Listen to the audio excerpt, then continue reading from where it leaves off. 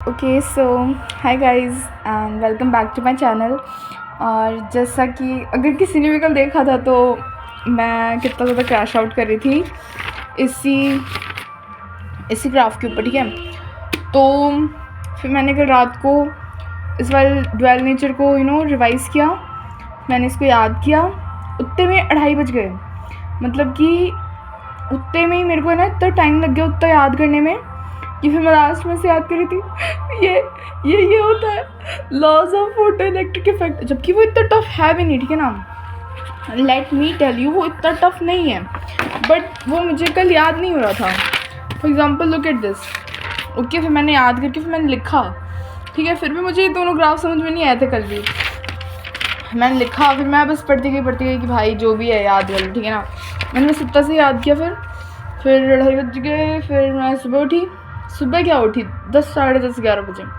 फिर उसके बाद मैं वापस से थोड़ी देर बाद सो गई 12 बजे। फिर मैं अभी उठी हूँ, तो फिर मैंने अभी फिर ये पढ़ा है फिर इसके क्वेश्चंस, और ये ग्राफ मुझे समझ में आ गया। पता है क्या है ये ना, एक आइंस्टाइन की फोटो इलेक्ट्रिक थ्योरी थी। E is equals to kinetic energy, मतलब हाँ work function plus kinetic energy होती है, और E को अपन h न्यू लिख सकते हैं, और वर्क फंक्शन को अपन h न्यू नॉट लिखते हैं। न्यू नॉट होती है यहाँ पे threshold frequency plus kinetic energy. तो फिर इसी इक्वेशन को है ना अपन कंपेयर कर देते हैं y is equals to M X plus C से। सो y होता है इसमें h, फिर m नहीं y होता है इसमें ये वाला h। अरे नहीं, y ये होगा ना न्यू नॉट। जो भी हो तो ये होता है, ठीक है ना। मैं बता देती हूँ यार, मैंने पढ़ा था यार। ये रहा, हाँ ये रहा,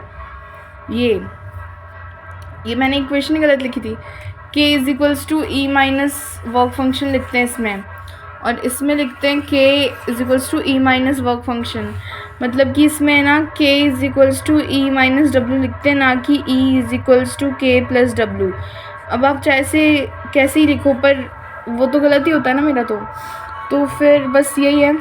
और फिर ये दे ब्रोगलीज वेवलेंथ, ये तो मेरे को आती है, ठीक है ना। ये होती है कि है ना ये होती है कि है ना, ये जो लाइट होती है ना, ये ड्वेल नेचर शो करती है। तो इसी को इसने बताया था इसकी इक्वेशन से। वो इक्वेशन होती है कि है ना, जो लैम्डा होता है वो मेमोरी अरे यार शिट। तो फिर जो लैम्डा होता है ना, तो ये होता है h अपॉन p। यहाँ पे p होता है मोमेंटम होता है mv। तो फिर lambda is inversely proportional to m। इसीलिए जो बड़ी बॉडीज़ होती है उसमें ना ये नहीं दिखती, वेवलेंथ नहीं दिखती, क्योंकि उस मास है ना इन्वर्सली प्रोपोर्शनल होता है लैम्डा के, तो इसलिए ही होता है ऐसा। तो फिर अब है ना, देखो मेरा ये जो है ना, जो भी है ये सब, तो ये तो हो गया, ठीक है ना। ड्वेल नेचर तो मेरा हो गया। और मैंने ना इसके आज क्वेश्चंस करे थे, और क्वेश्चन मेरा ठीक था, है ना। ये वाला क्वेश्चन, ये वाला मेरा ठीक था। और पता है मैंने ना इसका फॉर्मूला भी देखा था, इसका ना मैंने खुद से किया था। तो फिर मैंने खुद को 2 स्टार्स भी दिए थे कि भाई इतनी ज़्यादा। उसके बाद एक क्वेश्चन तो ठीक हुआ, और इसको उन सर ने इतना ईजीली कर लिया और मैंने इतनी मुश्किल से किया था। तो फिर अब है ना मेरा ड्वेल नेचर तो मैं अभी कर लूँगी कंप्लीट, ठीक है। ड्वेल नेचर मैं अभी कर लूँगी। अब बचा बाकी का, ठीक है ना, क्योंकि मैंने बोला था कि मैं 15 को दूँगी एक मॉक टेस्ट, ठीक है। 15 को दूँगी मैं एक मॉक टेस्ट।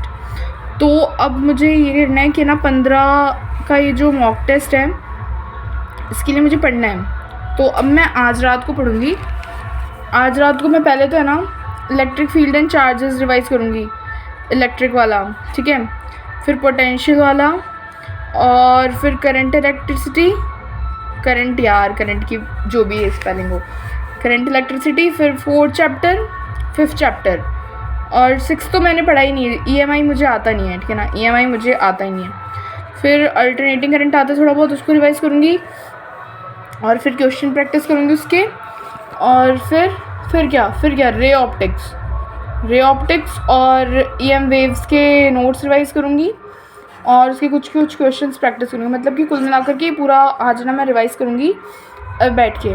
और रे ऑप्टिक्स मुझे आती है, वेव ऑप्टिक्स रिवाइज़ करके और फिर उसके क्वेश्चंस वगैरह लगाऊंगी। रे ऑप्टिक्स और वेव ऑप्टिक्स के भी मतलब कि मुझे ना आज रात को रिवाइज़ करने हैं 1 2 3 4 5 और फिर ऑल्टरनेटिंग करंट, फिर उसके बाद 8th, फिर 9th रे ऑप्टिक्स, फिर 10th वेव ऑप्टिक्स, फिर ये जो मॉडर्न फिजिक्स है ना, इसमें जितनी भी थ्योरी और जितने भी वो क्वेश्चंस वगैरह है ना, तो इन सभी को मैं रिवाइज़ करूँगी।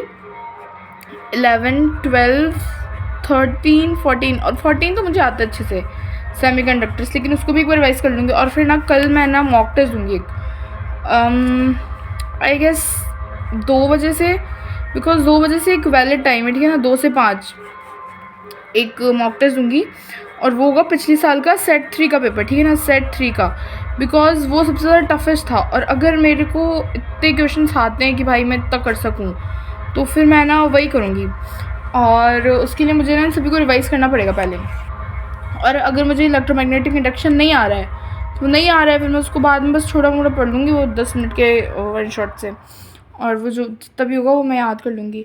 तो फिर आज से मैं पढ़ूँगी डायरेक्ट ऐसे, अभी कितने बज रहे हैं, बज रहे हैं 6 साढ़े 6 7 के आसपास, ठीक है। तो फिर मैं 10 बजे से ही पढ़ सकती हूँ, 10 बजे से पहले से मैं पढ़ नहीं पाती, क्योंकि उससे पहले इधर टाइम पास।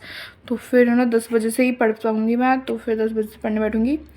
तो फिर 10 से 7 8 9 10 सुबह के 10 बजे तक 12 घंटे। 12 घंटे में वैसे इतने चैप्टर्स होने वाले हैं नहीं, पर फिर भी मुझे आता है, ठीक है ना, गॉस लॉ वगैरह, जैसे कि मैंने इसमें पढ़ा था। ये देखो ये चैप्टर्स की लिस्ट है। मुझे ये नहीं आता, पर मैंने ये थोड़ा बहुत पढ़ लिया था। जो वेव्स होती है ना, वो ऑसिलेट करती है perpendicular to magnetic and electric field in the propagating direction, मतलब कि ये जो मैग्नेटिक फील्ड है, ये अगर ये तो ऐसे ऐसे ऐसे वेव्स बनती है, ठीक है।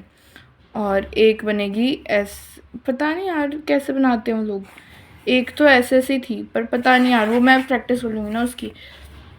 और वेव ऑप्टिक्स तो मुझे आता है, हाइगेन्स प्रिंसिपल, उसका सेकंड लॉ। फिर ना वो वेवलेंथ होती है ना, तो वो वेवलेंथ है ना, ये डायग्राम में गलत बना रही हूँ, तो फिर ये जो वेवलेंथ है ना, तो ये ऐसे आती है, ये होता है रिफ्रैक्शन का। यहाँ से अपन इसके ऊपर एक परपेंडिकुलर बनाते हैं, यहाँ से इसके ऊपर, इन दोनों को टाइम सेम लगता है, तो वो जो भी है ना, वो सी टी ऐसे वगैरह होता है। तो वो सब मैं याद कर लूँगी ना, मतलब मैंने पढ़ रखा है, that was a proof, okay. और इलेक्ट्रिक चार्जेस एंड पोटेंशियल के देखो मैंने क्वेश्चंस भी करे थे, सुंदर सुंदर से, है ना। मैं इसी में रह जाती हूँ, फिर ना मेरे जो भी रहते हैं ना, वो मेरे लगने लग जाते हैं। ये एनसीईआरटी के थी सिर्फ।